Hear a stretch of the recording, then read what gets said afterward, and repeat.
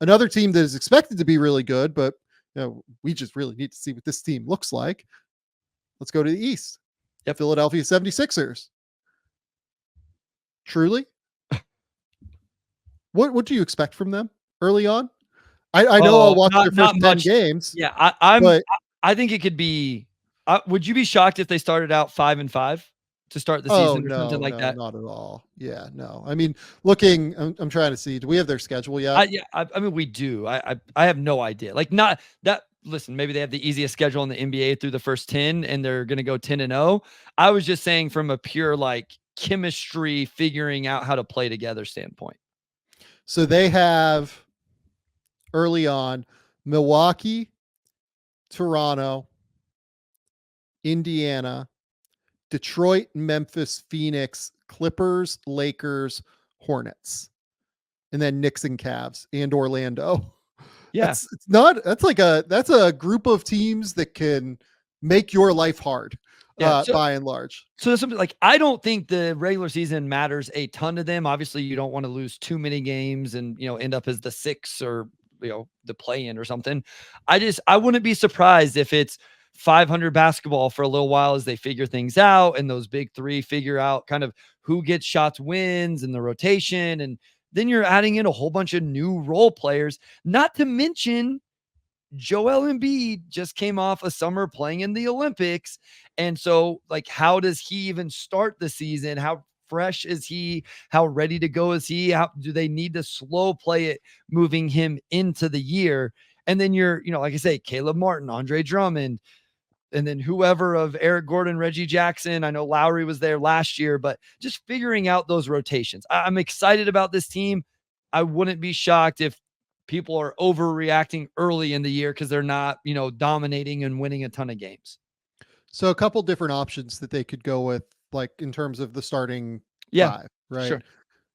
What I'm assuming they will do is Maxi George Embiid with probably Caleb Martin and Kelly Oubre, right? Agreed. Yes. You could also go Kyle Lowry next to Tyrese Maxey and then go Paul George, Caleb Martin, Joel Embiid. You could go really those are the two, I think probably. Like I don't think they're going to start like Yabusele, right? Like they'll let that roll. My guess is that they probably just start Kelly and Caleb and ask those guys to take on tougher defensive assignments. Maybe Paul will take on some at times because he's still capable of dealing with that. But I would think that they'll probably try to integrate PG pretty slowly and say, hey, like, if you want to go get some shots, go get some shots. But also, we're going to try and run some things for you. Like Nick Nurse is going to try and get him some open threes, I would guess, and get him some second side options with the ball in his hands.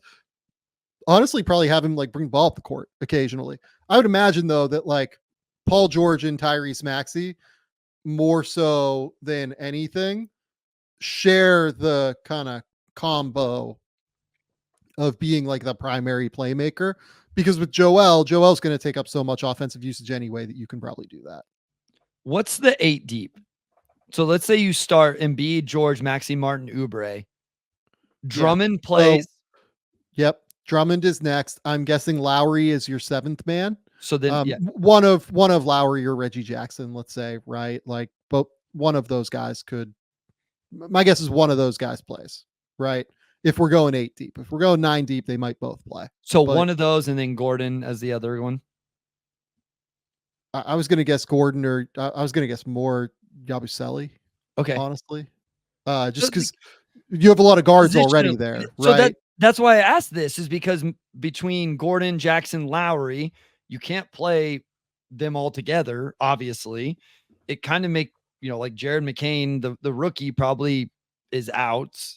Yeah, like we both really like Jared, but it's a rookie, and Nick Nurse not super enthused typically with rookies, so like this is where Yabusele stands out on this roster.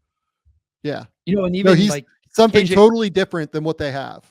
Even Kenyon Martin to an extent, just because of the position aspect of it. Yeah, like KJ Martin like might play a decent amount of time. Like by that I mean like he might play 1,000 minutes, and maybe they try to move him at some point in the season because they gave him that $8 million Yeah. contract. But it wouldn't stun me if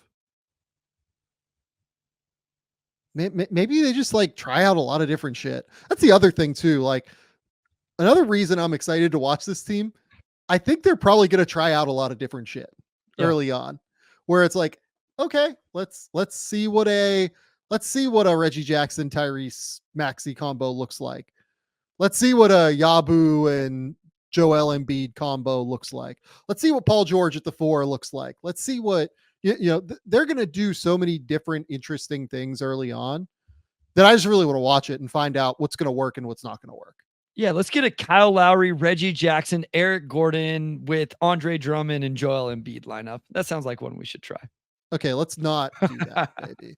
But like, if you told me that they went with some weird, like, Maxi with, like, if Paul George like sits a game, if they go Maxi with like Caleb Martin, Andre Drummond, Eric Gordon, Yabusele lineup or something like wild like that off the bench, and just have Maxi like kind of run the bench unit, that wouldn't blow my mind. That's the other thing that's really exciting about this too. Yeah. One Yeah. of Paul George or Tyrese Maxey now gets to run the bench unit. Yeah, that's true. That's a good point. And that's going to be really valuable for them. Having one of those two guys slide down to the bench unit and be able to carry the offensive load for that group.